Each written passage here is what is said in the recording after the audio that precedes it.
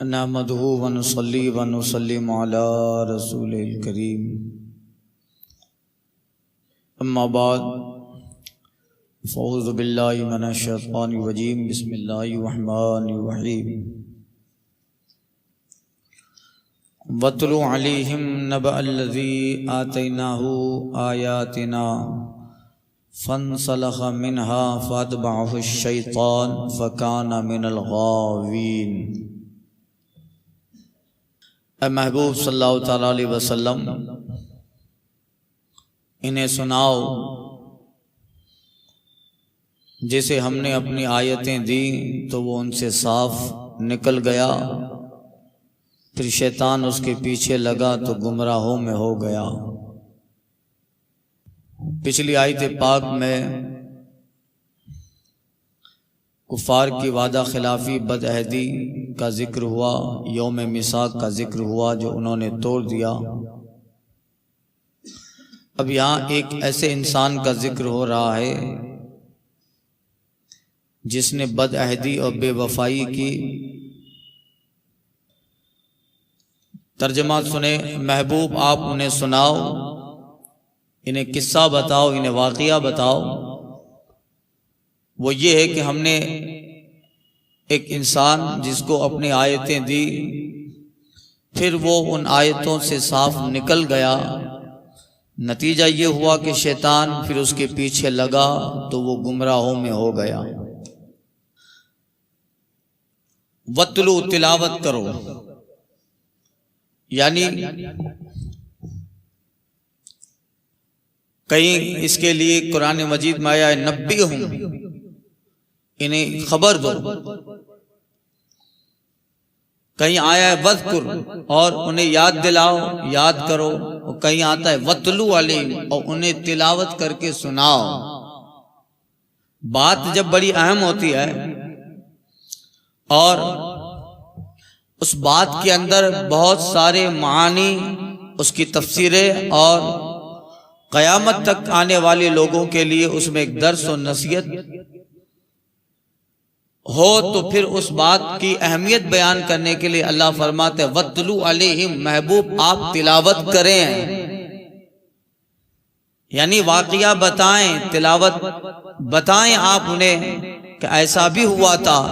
تو کسی واقعے کی بڑائی کے لیے وَاتْلُو آیا ہے، ظاہر ہے کہ یہ وَاتْلُو عَلَيْهِمْ آپ بتائیں، یعنی یہ اشارہ حضور سے ہے کہ محبوب آپ بتائیں، آپ انہیں سن کے انہیں جو ہے پڑھ کے سنائیں۔ اب اس میں سرکار کی عظمت بھی ہے، محبوب آپ کو تو واقعہ معلوم ہی ہے، پڑھ کے سنا دیں، واقعہ زمانے پہلے کا ہے، آپ سنا دیں، یا یہ کہ محبوب ہم بتا رہے ہیں واقعہ ہماری طرف سے نازل ہو رہا ہے مگر زبان آپ کی ہے، آپ انہیں کہہ دیں، بات ہماری ہے، زبان آپ کی ہو، آپ انہیں بتائیں۔ ایک انسان جس کو ہم نے اپنی آیتیں دیں فَانْسَلَخَ مِنْهَا، تو پھر وہ اس سے نکل گیا۔ ایک واقعہ ذکر ہو رہا ہے، چونکہ پیچھے یہودیوں کا اور کفار کا ذکر ہوا تھا، میثاق کے دن جو وعدہ لے کے آئے تھے انہیں توڑ ڈالا، اس کے تناظر میں، اس کے ریفرنس میں ایک اور واقعہ ہدایت کے لیے بتایا جا رہا ہے تاکہ نصیحت ملے۔ ایک انسان کی بات ہے، اب وہ انسان کون ہے؟ الگ الگ تفسیر اور آیات کی تفسیر بزرگوں نے کی ہے۔ بعض لوگ کہتے ہیں کہ اس سے مراد امیہ بن سلط کر کے ایک انسان ہے جو گزشتہ کتابوں کا زبردست عالم تھا، بہت مقبول تھا، مستجاب الدعوات تھا، اور اس قدر مقبول تھا کہ وہ خود آس لگائے بیٹھا تھا کہ آخری نبی میں ہی ہوں، نبی آخر الزمان میں ہی ہوں گا، وہ نبی جن کا پچھلی کتابوں میں صحیفوں میں ذکر ہے۔ جب آقا آ گئے اور درجہ نبوت مصطفیٰ جان رحمت کو ملا تو یہ حسد کی آگ میں جل گیا، امیہ بن سلط یہ جلا۔ آخر کار ہوا یہ کہ وہ کافر ہو کر مر گیا۔ آقا نے اس کے تعلق سے فرمایا آمنا شعر و کفر قلب ہو، وہ اشعار بولتا تھا شعر و شاعری کرتا تھا بڑی اچھی. حضور فرماتے ہیں اس کے اشعار تو مومنوں کے سے تھے مگر اس کا دل کافروں کی طرح ہو گیا. باتیں بڑی اچھی کرتا تھا. تو یہ عبداللہ بن عمر رضی اللہ تعالیٰ عنہ نے اپنی تفسیر جب کی ہے تو اس کو مراد لیا ہے. سعید بن مسیب وغیرہ اور حضرت زید بن اسلم راوی ہیں. اور حضرت سعید بن مسیب رضی اللہ تعالیٰ عنہ کا قول یہ بھی ہے کہ اس سے مراد ایک راہب ہے جس کا نام عامر راہب تھا. وہ اس کے متعلق آیت کریمہ نازل ہوئی. سرکار نے اسے عامر فاسق کہا تھا. عامر راہب لوگ کہتے تھے, حضور نے عامر فاسق کہا. یہ اسلام لانے سے پہلے بڑا عابد و زاہد اور بہت متقی و پرہیزگار تھا, مگر سرکار صلی اللہ علیہ وسلم جب جلوہ بار ہوئے تو یہ کافر ہوا, مرتد کافر ہو گیا. اور اسی نے منافقین کو جمع کر کے, مدینہ کے یہودی منافقین کو جمع کر کے مسجد زرار بنوائی. مسجد زرار کا ذکر سنا ہوگا. سرکار صلی اللہ علیہ وسلم نے جب منافقین کو مسجد سے نکالا تھا, چل فلاں نکل اب میری مسجد میں نہیں آنے کا. تو یہ بد عقیدہ و بد مذہبوں کو نکالنا یہ کوئی آج کا نیا نہیں ہے. بہت سارے لوگوں کو اچھا نہیں لگتا ہے کہ آتے ہیں نماز پڑھتے ہیں, اپنے آپ کو کیا ہوتا ہے کہ ہمیں حضور کی سنت ادا کرنی ہے, ہم بھی نکالیں گے. پھر آتے ہیں تو پھر کیا کرتے معلوم ہے, میں کچھ سال احمد آباد میں بھی رہا ہوں اور سب وہاں کے دیکھے ہیں. جب یہ آنے لگے احمد آباد کی وہ مسجدیں جو زمانوں سے سنیوں کے قبضے میں تھی آج وہابیوں کے قبضے میں ہے, وہاں درود پڑھنا بھی منع ہے, کھڑے ہو کے سلام بھی نہیں ہے, ختم قادریہ ختم ہو گیا, مغرب کے بعد درود کا حلقہ ختم ہو گیا, سب ختم. یہ نقصان ہوتا ہے. مگر کچھ لوگ کیا کہتے ہیں, زمانہ ہے تو اب سب ساتھ مل کے چلیں. زمانہ ڈیولپ کر گیا مگر اسلام تو وہی ہے. اسلام ڈیولپ ہوگا کیا کہ اب چلو بہت بیزی ہو گئے ہیں لوگ تو اب 5 وقت کی نہیں پڑھیں گے, سب میٹنگ کرو کہ 3 وقت کی پڑھیں گے. فجر میں تکلیف ہوتی ہے, رات کو دیر سے چھٹی ہوتی ہے, اب 3 وقت کی کر دو. ہوگا؟ یعنی اسلام تو پہلے ہی سے ڈیولپڈ ہے. خیر, تو مسجد زرار بنوائی اور حضور سے کہا تھا کہ آئیے آپ ہماری مسجد میں, ہماری مسجد میں آپ آئیے. کچھ لوگ آئے تھے تو اللہ نے آیت اتاری, لا تقم فیہ ابدا. محبوب ایک لمحہ کے لیے بھی اس مسجد میں ٹھہریے گا نہیں. لا تقم فیہ ابدا, ایک لمحہ کے لیے بھی نہیں ٹھہرے, ورنہ تو دلیل بنا لیں گے ہماری مسجد میں بھی تمہارے نبی آئے تو پھر تم کون ہوتے ہو. حضور نے گئے تو نہیں, سرکار نے صحابہ کو کہا راتوں رات اس مسجد کو گرا ڈالو, ختم کر دو مسجد زرار. اب اس کا پورا واقعہ انشاءاللہ جب آئے گا آگے تو میں عرض کروں گا. پھر یہ جو عامر فاسق تھا یہ روم کے پاس, قیصر روم کے پاس پہنچا تھا روم میں, اور اس وقت روم فتح نہیں ہوا تھا, اور سرکار صلی اللہ علیہ وسلم پہ حملہ دلانے کی رغبت ان کو دلاتا رہا, یہاں تک کہ وہ پھر روم ہی میں مردود ہو کے مر گیا. یہ سعید ابن مسیب کا قول ہے. اور حضرت حسن بصری اور عطا بن رباح کا قول یہ ہے کہ اس آیت میں جس شخص کا ذکر ہے اس سے مراد عام منافقین ہے, اہل کتاب ہیں جو سرکار صلی اللہ علیہ وسلم کو جانتے تھے, پہچانتے تھے, اس کے باوجود بھی ایمان نہ لائے. یعنی حضور کی جلوہ گری سے پہلے بہت جانا پہچانا حضور کو, مگر جب سرکار جلوہ بار ہو گئے تو حضور کے منکر ہو گئے اور کفر پہ ان کا خاتمہ ہوا, اتنا کہ فاتبہ شیطان ان کے پیچھے پڑ گیا, یہاں تک کہ فکانا من الغاوین, سب پکے گمراہ ہو گئے. مگر زیادہ تر صحیح ہے کہ حضرت قتادہ وغیرہ, حضرت عبداللہ بن عباس, ابن مسعود اور صحابہ کا قول یہ کہ یہ آیت بلم باورا کے تعلق سے نازل ہے. بلم باورا. سنیے گا، آپ آیت کریمہ کا ترجمہ دماغ میں رکھیے. محبوب آپ انہیں بتائیں اور سناؤ آپ انہیں ایک ایسے انسان کی کہانی جسے ہم نے اپنی آیتیں دی تو پھر وہ آیات سے نکل گیا، پھر شیطان اس کے پیچھے پڑا، وہ گمراہ ہو گیا. یہ آیت کا ترجمہ دماغ میں رکھیے. اب سنیے کہ یہ آیت سے مراد توریت کی آیتیں ہیں، اور بلم باورا کے زمانے میں تو قرآن نزول قرآن نہ تھا، توریت کی آیتیں ہیں، تو اس کو ماننے توریت کی آیتیں دی. اللہ نے اس کو بہت بڑا مقام و منصب دیا، اسے آیات کا علم دیا، عالم بنایا، یہاں تک کہ وہ اس قدر آگے بڑھ گیا کہ مستجاب الدعوات ہو گیا. جو بھی دعا کرتا اس کی قبول ہو جاتی. ہوا یہ کہ بلم باورا کر کے ایک آدمی بنی اسرائیل میں تھا، موسیٰ علیہ السلام کے زمانے میں تھا، بڑا صوفی تھا، پیر تھا، اور یہ قوم جبارین سے تھا. یہ واقعہ میں نے عرض کیا ہے کہ جب موسیٰ علیہ السلام بنی اسرائیل کو لے کے مصر سے شام گئے اور سیریا میں ایک قوم آباد تھی، قوم عمالقہ، قوم جبارین، اور ان سے جنگ کرنا تھا. اللہ نے حکم دیا تھا ان سے لڑو. تو موسیٰ علیہ السلام فرعون کے غرق ہونے کے بعد بنی اسرائیل کو لے کر سیریا شام گئے، اور شام میں قوم عمالقہ یعنی قوم جبارین تھی، ان سے لڑنا تھا. ظاہر بات ہے موسیٰ علیہ السلام جب لے کے گئے تو قوم جبارین جو بہت پہاڑی تھے، قد آور تھے، وہ کہنے لگے اب کیا کریں گے، یہ تو نبی ہیں، اور جب ہم سے لڑیں گے تو ہمارا صفایا ہو جائے گا. اس وقت اس قوم جبارین میں جو سب سے زیادہ عابد و زاہد تھا وہ بلم باورا تھا. بلم باورا صوفی تھا. یہاں تک روایتوں میں آیا ہے وہ اسم اعظم جانتا تھا، اسم اعظم وہ جانتا تھا. یہاں اس طرح جانتا تھا کہ وہ زمین پر بیٹھ کے عرش کی خبریں دیتا تھا. عرش دیکھ لیں، اسم اعظم ایک اللہ تعالیٰ کا نام ہے.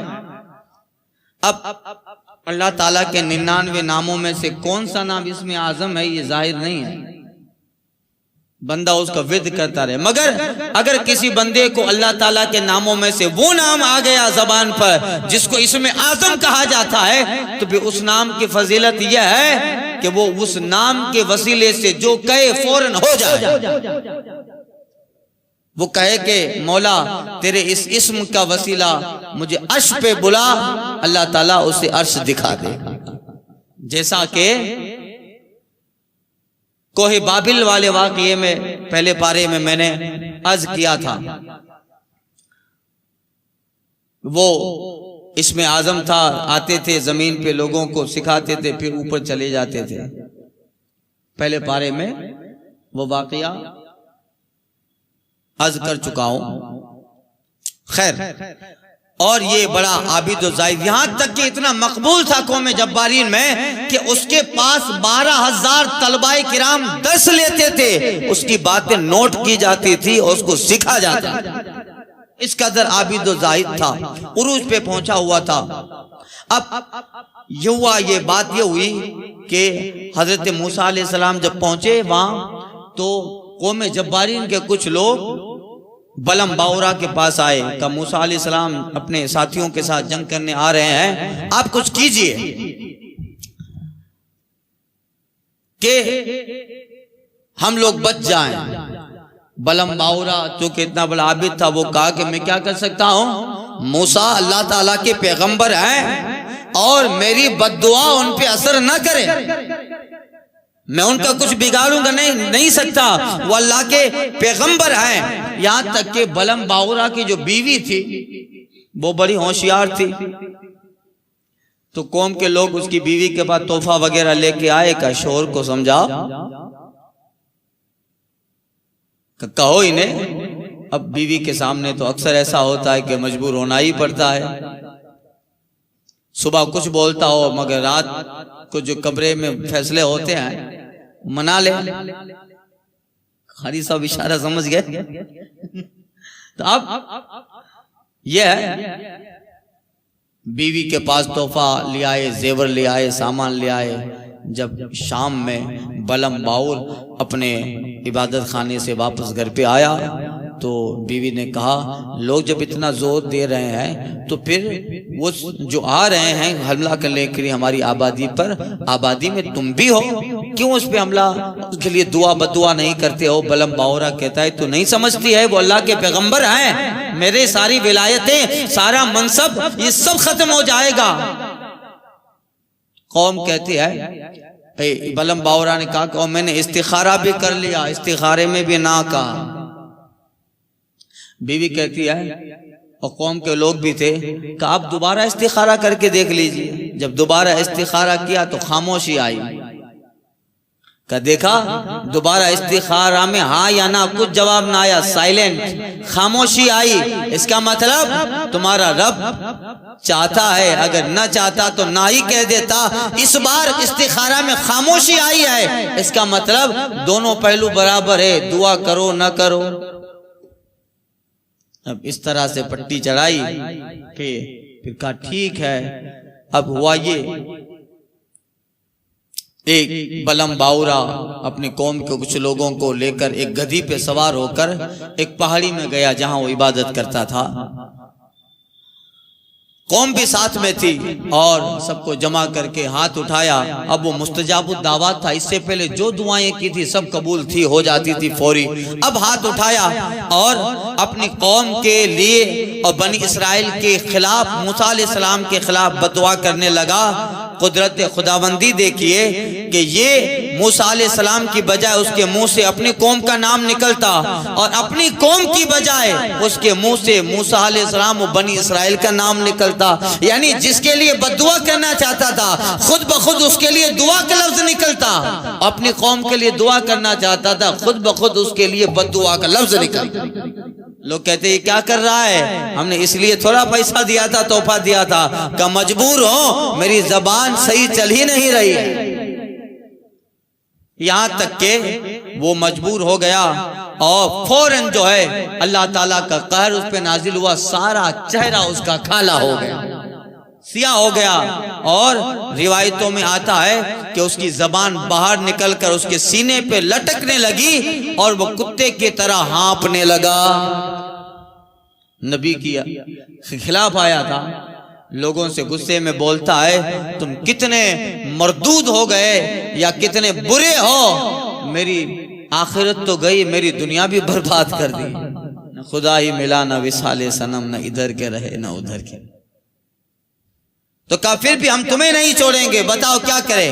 اب جب کہا کہ سب چلا ہی گیا ہے اور میں موسیٰ علیہ السلام کے خلاف مشن لے کے آیا، اب میں کسی بھی طریقے سے، میرا اثر موسیٰ پیغمبر ہے ان پہ تو نہیں چلے گا مگر ان کی قوم پہ تو چلے گا۔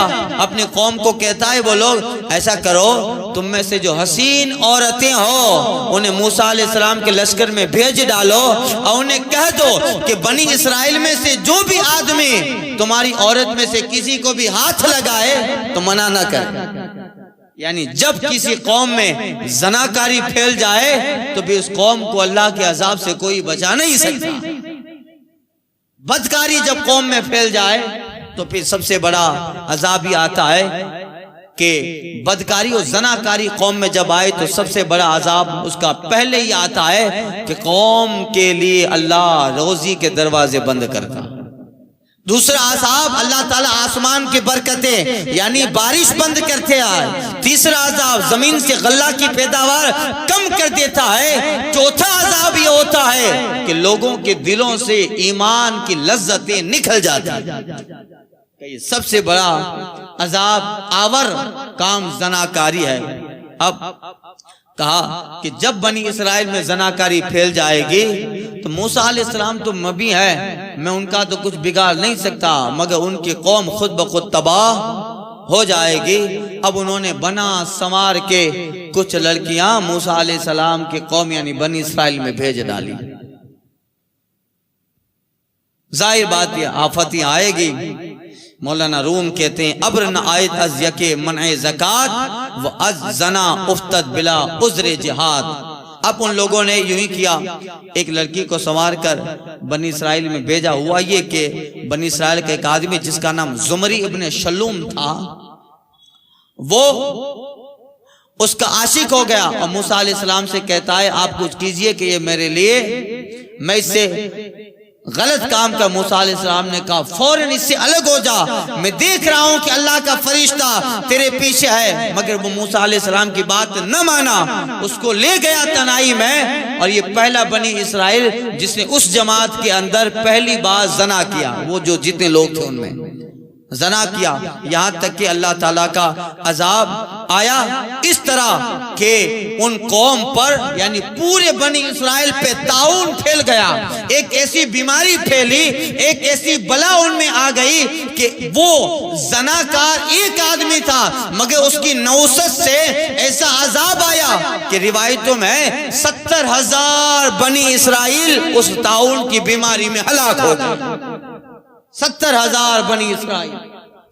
ایک آدمی اٹھا کہ اس آدمی کی زنا کی وجہ سے اس قدر وبال آیا۔ ایک آدمی جس کا نام فخاذ ابن عیزار تھا، جب اس کو پتا چلا وہ فوراً غصے سے نکلا تلوار لے کر، اور بنی اسرائیل کے اس زمری ابن شلوم اور قوم عمالقہ کے اس خاتون وہ عورت دونوں کو تلوار سے تہہ تیگ کر دیا۔ اب واقعہ یہ ہو گیا اور اس زانی اور زانیہ دونوں کو ذلت کا سامنا ہوا۔ پھر جب یہ مر گئے طاعون پھر سے ختم ہو گیا، بلائیں وبائیں مرض ختم ہو گیا، مگر بلم باورا کا حال یہ ہوا وہ اسم اعظم بھول گیا۔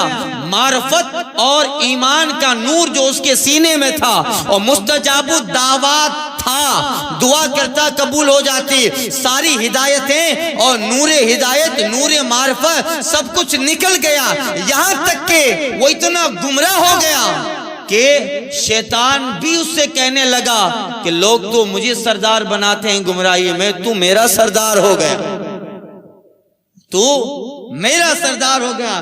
اسی لئے کسی عربی شاعر نے کہا تھا وَكَانَ فَتَى مِن جُنْدِ إِبْلِيسِ فَارْتَقَى کان فتح من جند ابلیس فرتقا فی الحال حتی سار ابلیس من جندہ، یعنی ایک جوان ایسا تھا جو پہلے ابلیس کے لشکر میں تھا، پھر گمراہی میں ترقی کرتے کرتے اس منزل پہ آ گیا کہ اب ابلیس اس کے لشکر میں ہو گیا۔ ابلیس فبیہ الحال سار ابلیس من جندہ، اب گمراہی میں ترقی اتنی ہوئی کہ ابلیس اس کے لشکر میں ہو گیا۔ فکان من الغاوین، رب کہتا ہے پھر وہ گمراہوں میں ہو گئے۔ یہ ایک واقعہ ہوا۔ اب اللہ فرماتا ہے محبوب آپ انہیں سناؤ، کیا وہ یاد نہیں ہے؟ وہ بھی تمہارے باپ دادا تھے بنی اسرائیل میں سے، ایک کی وجہ سے کن کن لوگوں پہ عذاب آیا، انہیں یاد نہیں ہے؟ انہیں سناؤ۔ اللہ فرماتا ہے نبأ الذی آتیناہ، جس آیاتنا ہم نے اسے اپنی آیتیں دی، فانسلخا، تو پھر صاف اس سے نکل گئی، فاتبعہ الشیطان، تو شیطان اس کے پیچھے لگا، فکان من الغابین، تو وہ گمراہوں میں سے ہو گیا، نرا کافر ہو گیا۔ اب یہ ایک واقعہ ہوا اور بلم باور کے تعلق سے آیا ہے کہ پھر وہ جہنم میں اسی طرح عذاب آئے گا، اس کی زبان سینے تک لٹکی ہوگی، کتے کی طرح آواز نکالتا ہوگا۔ اور دیکھیے نبی کے پیچھے پڑنے یا مخالفت یا کسی صالح بندوں کے پیچھے پڑنے سے ایمان خطرے میں آ جاتا ہے، اس لیے اللہ والوں کے پیچھے نہیں پڑنا چاہیے، صالحین کے پیچھے نہیں پڑنا چاہیے، اچھے لوگوں کے پیچھے نہیں پڑنا چاہیے۔ خدا مولانا جو ہے حفیظ جالندری کا غالباً شعر ہے، خدا پناہ میں رکھے جلال مومن سے، خدا پناہ میں رکھے جلال مومن سے، نگاہ بدلی اور عالم میں انقلاب آیا۔ صالحین کے پیچھے نہیں پڑنا چاہیے، ارے عام مومن کو نہیں ستانا چاہیے ورنہ اس کا وبال۔ علامہ سعدی نے گلستان میں لکھا ہے ایک ایسا ظالم وزیر تھا جو مزدوروں غریبوں سے سستے میں لکڑیاں خریدتا اور امیروں کو بہت قیمت میں لکڑیاں بیچتا۔ اب ایک ہی آدمی خریدار تھا تو لوگوں کو تو پھر دینا ہی پڑے گا، نہیں دیں گے تو گزارا کیسے ہوگا، نہیں دیں گے تو گزارا کیسے ہوگا۔ تو لوگ بیچارے محنت کر کے جنگل سے لکڑیاں لاتے، اسے دیتے، مگر یہ ان کی محنت کے مطابق، لکڑیوں کے مطابق جو ہے انہیں قیمت نہ دیتا، اور مزدور بھی پریشان تھے، مجبور تھے کہ کوئی اور خریدنے والا ہے نہیں، اور پھر وہیں لکڑیاں وہ آدمی تاجر جو تھا وہ امیروں کو بھاری رقم میں بیچتا، لوگ اسے مزدور لوگ جب لکڑیاں دینے آتے تو مجبوری سے اس کی چند رقم لے بھی لیتے اور دل سے بد دعا بھی نکلتی، اللہ کوئی ایسا لے آ جو ہمیں ہماری مزدوری کے مطابق دیتا رہے، پسینے کے مطابق دیتا رہے۔ ایک دن وہ رات کو سویا تھا، اس کا گوداؤن جو تھا لکڑیوں کا جس میں جمع کرتا تھا، اچانک کہیں سے چنگاری آئی اور اس کے سارے گوداؤن میں لاکھوں کا جو سامان پڑا تھا ساری لکڑیاں جل گئی۔ اچانک اٹھا، سامنے دیکھتا ہے اس کے گوداؤن کے اوپر سے دھواں نکل رہا ہے، کسی نے کہتا ہے یہ دھواں کیسا ہے؟ ایک گزرنے والا گزر رہا تھا، کہتا ہے وہ دھواں نہیں ہے، غریبوں کے دل کی آہ جل رہی ہے۔ یہ ہوتا ہے، یہ حال ہوتا ہے کہ یہ دعا نہیں ہے، یہ جن سے لیتا تھا لکڑیاں غریبوں سے، ان کے دل کی آہیں ہیں۔ تو یہ اب بلم باورا کا حال یہ ہوا، وہ جہنم میں جلے گا، مگر اللہ نیکوں کی صحبت کا بھی کتنا بہتر صلہ دیتا ہے۔ اصحاب کہف غار کی طرف جا رہے تھے، ایک دھوبی کا کتا ان کے ساتھ ہو لیا، دھوبی کا کتا ان کے ساتھ ہو لیا۔ اصحاب کہف کہتے ہیں دھوبی سے کہ تو چلو انسان ہمارے ساتھ رہے گا، تیرا کتا بھونکے گا تو سپاہی پکڑ لیں گے۔ واقعہ میں پورا اصحاب کہف کے بیان میں عرض کر چکا ہوں۔ دھوبی کہتا ہے نہیں نہیں، یہ میرے ساتھ رہ کے میرا کتا بھی اللہ والوں کا وفادار ہو گیا ہے۔ اس کو لے لیا اور کتا ان اصحاب کہف کے ساتھ چلتا رہا، اب ان کی حفاظت کے لیے دروازے پہ بیٹھا رہا۔ اب اس کی عظمت کیا ہوئی؟ اللہ نے سورہ کہف میں اس کتے کا ذکر فرمایا، فَقَلْبُهُمْ بَاسِطٌ ذِرَاعَيْهِ بِالْوَسِيدِ، اور ان کا کتا غار کی دہلیز پہ کونیاں پھیلائے بیٹھا ہے۔ اب اللہ کتنا بدلہ دیتا ہے، بعض مفسرین نے بیان کیا ہے کہ بلم باورا کو اللہ تعالیٰ کتے کی شکل دے کر جہنم میں ڈالے گا، اور اصحاب کہف کے کتے کو اللہ بلم باورا کا چہرہ دے کر جنت میں داخلہ دے گا۔ علامہ سعدی کہتے ہیں کہ سگی اصحاب کہف چند روز پائے مردمہ غریب مردم شد، اصحاب کہف کے کتے نے چند دن نیکوں کی صحبت اختیار کی، کتا مردم شد انسان بن گیا۔ اور کہتے ہیں کہ پسرے نوح بابدا نشید خاندان نبوت تش گم شد، اور نوح کا بیٹا کافروں کے ساتھ بیٹھا تو ہاتھ سے نبوت کا خاندان نکل گیا۔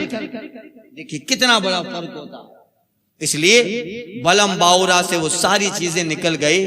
تو اس سے دو باتیں پتہ چلی، ایک تو حضور سے فرمایا جا رہا ہے کہ اسے یاد دلاؤ جو واقعہ انہی کے باپ داداؤں کا ہے، اور دوسری بات کہ عورت انسان کی گمراہی میں ایک بہت بڑا کردار ادا کرتی ہے۔ علامہ غزالی نے مکاشف القلوب میں لکھا ہے، چند بھائی لوگ کسی آبادی میں سفر کو جا رہے تھے، مختصر میں بتا دوں وقت ہو گیا، جا رہے تھے تو اس زمانے میں بہت بڑا عابد تھا۔ چند بھائی کہتے ہیں کہ ایسا کرو، ہم جا رہے ہیں سفر پہ، کئی مہینوں کا سفر ہے، سال 2 سال لگ جائیں، ہماری ایک بہن ہے اس آبادی میں، ایک عابد زاہد صاحب رہتے تھے، کہ اس کے پاس چھوڑ آتے ہیں، وہ سنبھالیں گے، کہ ہم جا رہے ہیں، آپ ہماری بہن کا خیال رکھیے گا، آپ کو جو بھی ہو ہم ہدیہ تحفہ دے دیں گے۔ بھائی لوگ سفر پہ چلے گئے۔ پھر کیا ہوا، عابد اپنے گھر پہ جو کھانا بناتا تو ہوتا یہ کہ وہ ان صاحبوں کی بہن عابد کے دروازے پہ باہر سے کھڑی رہتی، دستک دیتی، عابد نے جو بھی کھانا بنایا ہوتا ہاتھ نکال کے اس کو دے دیتا۔ ایسا ہی کچھ دنوں تک چلتا رہا۔ پھر عابد کے دل میں خیال آتا ہے، ارے انسانیت بھی کوئی چیز ہوتی ہے، یہ عورت ہے، جوان ہے، اپنے گھر سے تمہارے جو ایک کوٹھی میں آتی ہے، چلتے چلتے کتنے لوگ اسے دیکھتے ہوں گے، ایسا کرنا کہ یہ باہر نہ نکلے کسی کو گناہ، یا کوئی اسے دیکھے کچھ اور معاملہ ہو جائے، تو ہی کھانا پکا کے اس کے گھر پہ دے کے آ۔ عابد صاحب اسے کہتے ہیں کل مت آنا، میں کھانا پہنچا دوں گا۔ عابد صاحب کھانا پہنچانے لگے. اب دروازے پر دستک دیتے, عابد اندر کھانے کی پلیٹ لگاتے, وہاں سے عورت لے لیتی. ایک دن عابد کو خیال آیا ان کے بھائی چلے گئے ہیں, ارے انسانیت بھی کوئی چیز ہوتی ہے, اکیلی کیا کرتی ہوگی, تھوڑا کھڑے ہو کے دروازے پہ دو چار باتیں کر لے تاکہ اس کا بھی دل بہل جائے, تمہارا بھی دل بہل جائے, آخر انسانیت بھی کوئی چیز ہوا کرتی ہے. تو عابد صاحب کیا کہتے, تھوڑی دیر پہ دروازے پہ کھڑے رہتے, خیریت سے ہیں, کیسے ہوں, کیا چل رہا ہے, اور بھائیوں کی یاد تو نہیں آ رہی, اتیادی ہوتی باتیں. اب پھر عابد صاحب کے دل میں خیال آتا ہے, ارے تم دروازے کے باہر کھڑے رہتے ہو, یہ اندر کھڑی رہتی ہے, گزرنے والے کیا کہیں گے. اب تک تو عابد صاحب تھے مگر کسی خاتون سے بات کرتے, انہیں تو پتا نہیں ہے کہ تمہارا بات کرنا بھی انسانیت کے تقاضے کے مطابق ہے, لہذا اندر بیٹھ کے بات کیا کرو. اب عابد صاحب آتے, آدھا پونا گھنٹہ بیٹھتے اور باتیں کرتے. اب یہ معاملہ بڑھتا شیطان خیالات میں ترقی کرواتا رہا یہاں تک کہ وہ حال ہوا کہ عابد نے اس عورت سے زناکاری کر لی, بدکاری کر لی. اب پھر اپنا افسوس تو ہوا, پھر آ گیا, کچھ مہینوں تک اس کے گھر پہ نہیں گیا, کہا میں نے بہت بڑا گناہ کر لیا. کچھ مہینوں کے بعد پھر خبر ملی عابد صاحب نے جو غلط کام کیا تھا اس سے ایک بچے کی ولادت ہوئی. اب عابد صاحب کو ڈر لگا کہیں یہ اپنے بھائیوں کو کہہ دے, لوگ میری ولایت پہ انگلی اٹھانے لگے. اب کیا کیا جائے, شیطان فوراً دماغ میں خیال دیتا ہے, رات کو جاؤ اور عورت کو اور اس کے جو نوزائیدہ بچہ ہے دونوں کو قتل کر کے دفن کر دو, اور جب اس کے بھائی آئیں تو کہہ دینا کہ بیماری ہو گئی, انتقال کر گئی, ویسے بھی تمہارا نام ہے, تمہاری بات سے انکار کوئی کیسے کرے گا. عابد جو متقی و پرہیزگار جو اللہ یہیں تک کہ آیا ہے روایتوں میں, رات کو گیا, دونوں کو قتل کر دیا اور اسی گھر میں دفن کر دیا. کچھ مہینوں کے بعد اس کے بھائی آئے, بہن کا حال پوچھا, کا رو رو کے عابد کہنے لگا اسے نہ جانے کون سی بیماری ہو گئی اور بیماری میں اس کا انتقال ہو گیا, کوئی تھا نہیں آبادی میں, رات کا وقت تھا, میں نے نماز جنازہ پڑھی اور دفن کر دیا. اور جو یہ سارے حالات ہوئے, اللہ یہ جب ہوا, اب بھائی لوگ تھے, عابد کا تو نام تھا پورے شہر میں, انکار نہیں کر سکتے تھے کہ اتنے بڑے متقی اور پرہیزگار ہیں. کچھ دنوں تک ایسا ہی چلتا رہا. اس عورت کے جو 2-3 بھائی تھے, شیطان ان کے خواب میں آ کے کہتا ہے کہ تمہاری بہن کسی بیماری سے نہیں مری, عابد نے غلط کام کیا, اس سے بچہ پیدا ہوا, اسی گھر میں فلاں جگہ کھودو, آپ کی بہن بھی ملے گی اور اس کے پاس میں بچہ بھی ملے گا. اب صبح اٹھے, بھائی کہتا ہے نہیں یہ خیال غلط ہے. دوسرا آدمی بھائی باتوں میں کہتا ہے ایسا خواب آیا. تیسرا کہتا ہے مجھے بھی ایسا خواب آیا, کہ ایک ہی وقت میں تینوں کو خواب آیا, یعنی کچھ کرنا چاہیے. یہاں تک کہ بادشاہ کو حکم دیا, بادشاہ کے پاس مقدمہ لے کے گئے, بادشاہ وزیروں کے ساتھ آیا اور اسی جگہ کھودا گیا تو دیکھا اس کی بہن کی لاش تو تھی ان کے بہن کی, اور ایک بچے کی لاش بھی ملی. بادشاہ جھنجھوڑا, عابد نے غلطی کر لی کا احساس کیا, کہاں مجھ سے غلطی ہو گئی. بادشاہ کہتا ہے فوراً قتل کر دو. اب قتل کرنے کے لیے سپاہی لے ہی جا رہے تھے, بادشاہ نے تختے پہ دار پہ جو ہے حکم دیا لٹکاؤ, پھانسی کا پھندا لگایا گیا. اب وہاں شیطان عابد کے پاس آتا ہے, ابھی بھی وقت ہے, مجھے سجدہ کر لو یا مجھے خدا مانو, میں تمہیں اس صحیح چیز سے بچا سکتا ہوں. کا وعدہ, شیطان کہتا ہے وعدہ, میں جب اتنا کروا سکتا ہوں تو تجھے پھانسی کے پھندے سے بچانا کیا مشکل ہے. فوراً عابد اسے سجدے کے لیے سر جھکاتا ہے اور اسے کہتا ہے تو ہی میرا خدا ہے. اتنا کہنا تھا, شیطان بھاگا اور بھاگ کر کہتا ہے میں تو تجھ سے بری ہوں, میرا اور تیرا کوئی علاقہ نہیں. اتنے میں جلاد ٹریگر دبا دیتا ہے اور وہ عابد پھانسی کے تختے پہ موت کے گھاٹ اتر گیا. اسی کا ذکر اللہ نے قرآن میں فرمایا ہے, کمثل, اس کی کہاوت ایسی ہے, اذ قال الشیطان للانسان اکفر فکفر فلما کفر قال بریء منک. وہ یہ ہے, اللہ فرماتا ہے اس انسان کی مثال کہ شیطان اس کے پاس آ کے کہتا ہے کہ کفر کر, فلما کفرا, جب وہ کفر کر بیٹھا, قال شیطان کہتا ہے انی بریء منکا، میں تجھ سے بری ہوں، انی اخاف اللہ رب العالمین، ارے میں تو اللہ رب العالمین سے ڈر رہا ہوں۔ اب سب کچھ ختم ہو گیا، تو یہی واقعے میں ایک عبرت ہے۔ آج کل ترقی کے زمانے میں پڑھائی کے نام پر اتنی بے حیائیاں عام ہو گئی ہے کہ پھر اب اس کو روکنا دشوار ہے۔ روکنا تعلیم کا سہارا لے کر، کالج اور یونیورسٹیاں میں جو ماحول بنا ہے، ہندو پاک ہی نہیں بلکہ آج ہر علاقے اس کی زد میں ہے، اور جو نتیجہ ہے وہ سب اخباروں کی روح اور ٹی وی کے مادھیم سے ہمارے سامنے ہے، وہ بھی حیائیاں ہیں۔ اس لیے قرآن نے ایک صاف ستھرا نظام دیا ہے، مردوں کی جماعت الگ رہے، عورتوں کی جماعت الگ رہے، سب اپنی نظروں کی حفاظت کرے۔ اسلام نے ایک بہتر سوسائٹی بنانے کا دستور عطا فرمایا۔ یہ جو ہے عورت کا فتنہ تھا جس نے بلم باورا کو بھی تہہ تے کیا، اور جس عابد کا میں نے ذکر کیا اس کا نام برسیسا بتایا ہے، اس کو بھی جو ہے اس نے کفر میں ڈال دیا۔ کیا ہوا؟ نہ خدا ہی ملا، نہ وصال صنم، نہ ادھر کے رہے نہ ادھر کے رہے۔ اب یہ واقعہ ہوا۔ آئندہ اسی کے تعلق سے ایک آیت میں ذکر ہو رہا ہے، کچھ باتیں انشاءاللہ آئندہ کے درس میں عرض کرتا ہوں۔